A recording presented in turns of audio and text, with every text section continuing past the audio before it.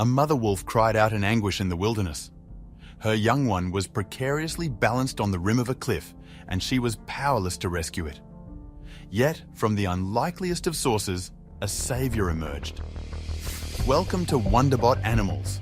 Sarah Bennett, a park ranger, heard meek groans of distress during her routine patrol.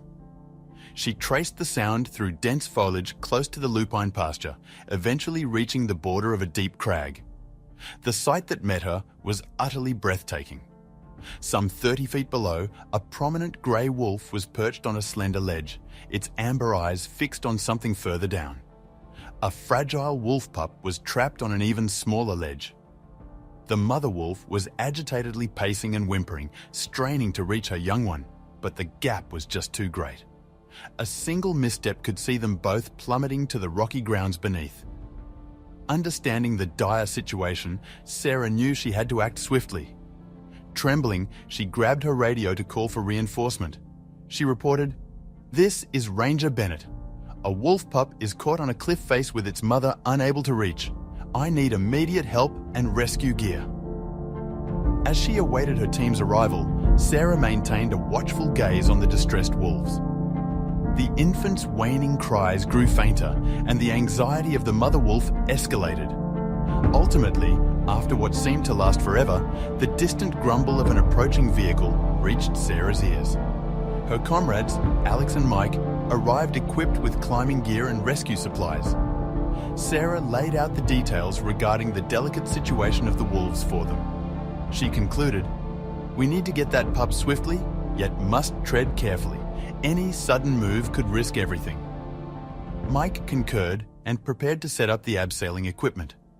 Asking Alex, Mike checked, "Do you think you can get to the pup?" Alex scrutinized the cliff structure and reasoned, "The real challenge is keeping the mother pacified while I am down there." While Mike tied the ropes securely to a resilient pine tree, Sarah took out a tranquilizer weapon from her backpack. "I loathe using this," she mused, "but we might not have another option if she turns violent." With preparations finished, Alex initiated his descent. Upon hearing the noise of the rope skidding against the rock, the mother wolf became alert and growled lowly. Sarah held her breath, tranquilizer gun at the ready. Just as Alex was about to reach the pup, an unstable rock dislodged under his foot, causing a small rockfall. The pup squealed in fear and slid closer to the edge. What unfolded next was a blur. The mother wolf lunged forward. Alex made a grab for the yelping pup, and Sarah deployed the tranquilizer dart. A moment of uncertainty loomed, but as the sedative started to work, the mother wolf's movement declined noticeably. Alex picked the pup up gently by the scruff of its neck, moving it to safety. After securing the pup, he swiftly climbed back up the steep cliff face. In his grip, the pint-sized wolf whimpered and wriggled, yearning for its mother. Seeing the tiny creature's fur rough and muddy from its trouble ignited a wave of pity in Sarah. Mike looked questioningly at the still unconscious mother wolf perched on the ledge below. What should be their next move? Sarah's thoughts raced. Leaving the wolf, there wasn't an option. She'd be vulnerable to the other animals, but relocation would endanger the rangers. Sarah made a decision. We must ensure her safety as well. Call for a larger squad. We will need extra hands and potent equipment to succeed, she resolved. On the arrival of the reinforcements, they started the arduous task of getting the mother wolf to safety from the ledge. A harness was meticulously secured around her, and using a pulley system securely attached to the sturdy trees above, they gradually started to lift her. As they neared the summit, the reinforcement rangers formed a human link, tenderly passing on the wolf from one person to the other till she was secure on flat ground. Sarah couldn't help but wonder what made the wolves venture into such perilous terrain. She found it strange since these intelligent creatures are usually cautious about their surroundings. Her train of thought was interrupted by a call. "Sarah, come over here!" Handing over the pup to Alex, Sarah moved towards the group huddled around the unconscious mother wolf. She spotted a thin metal band hidden amidst the thick wolf fur. Could this be a tracking device? Mike wondered aloud. Sarah's forehead creased. It does seem like one. but I can't recall seeing this design. None of our tracking initiatives operate in this part of the park. The team acted swiftly, placing the unconscious mother wolf into a large cushioned transportation cage. The pup was placed in a compact crate and placed near the mother's cage to keep them calm. As the wolves were moved inside the ranger truck, Sarah's heart was filled with trepidation. Despite the rescue being a success, the collar's enigma and the unusual circumstance of the wolves' peril weighed heavy in her mind. The trip back to the station was silent and uneventful. As they arrived at the station, Sarah spotted the park's wildlife vet and handed over the wolves for examination. Finally, Dr. Elena Rodriguez emerged from the examination room with a sigh of relief. Both wolves are healthy, but the collar isn't from our park. It doesn't match any animal tracking device I've encountered before. Equipped with a highly sophisticated GPS, its gravitational precision exceeds our normal. There is also a miniature section containing what closely resembles a data chip. Sarah's heart throbbed heavily. Could someone be secretly placing targets and surveilling wolves in the park? The underlying reasons and responsible parties remain unidentified. Before Elena could pronounce any words, static interference interrupted the radio. All teams, be alert.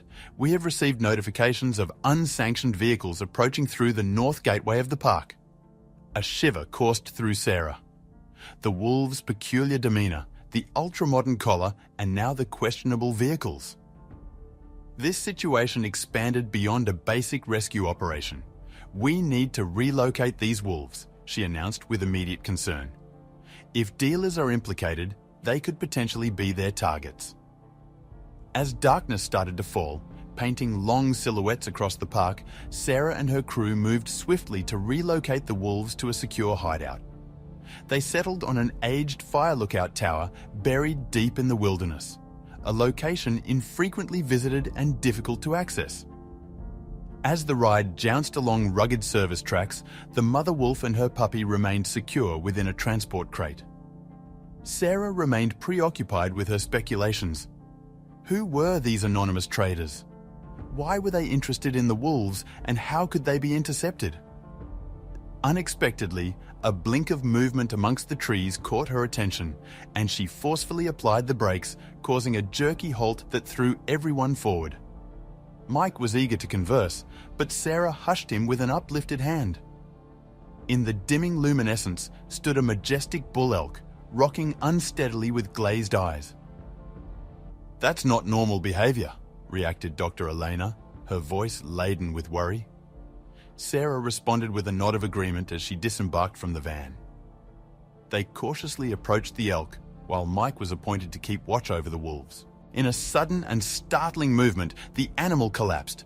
An inspection revealed a tiny dart embedded in its side. "They're using tranquilizers on the wildlife," Sarah voiced, but her question remained unanswered. Why? Suddenly, a young man emerged from the forest looking petrified. "Please," he stuttered, raising his hands. "I require assistance. I do not understand the actual motives, I swear." Despite remaining on high alert, Sarah slightly lowered her defense. "Who are you?" she questioned him. "What information do you have about the current situation?" The distressed young man, named Jake, narrated a story that left both Sarah and Elena astonished. "I'm an undergrad studying biology. I thought I had secured an incredible internship with a research group studying fauna. They claimed their focus was the development of next-generation tracking technology to observe animal behaviors. Initially, everything seemed in order. We were fitting wolves, elk, and rare birds with collars, but rather ominously, I began to experience anomalies. There were inaccessible sections in the collars and certain conversations amongst the researchers that followed coded language. Last week, I overheard a dialogue regarding deliveries and clients. That's when it dawned on me. This had nothing to do with science. They were exploiting the tracking information to locate and hunt down specific animals for affluent collectors. Details like fur, coat designs, large antlers were of interest. I considered reporting this, but I was too intimidated. These individuals are formidable and well-connected. When I spotted you in the vicinity tonight, I realized that this might be my sole opportunity to come clean and halt this before it's too late." Sarah and Eleanor exchanged looks. This wasn't just about preserving a couple of wolves any longer. They'd inadvertently discovered an intricate poaching scheme that put the entire park's ecosystem at risk. Jake went on to disclose specifics about the scheme, including the whereabouts of multiple concealed stations within the park.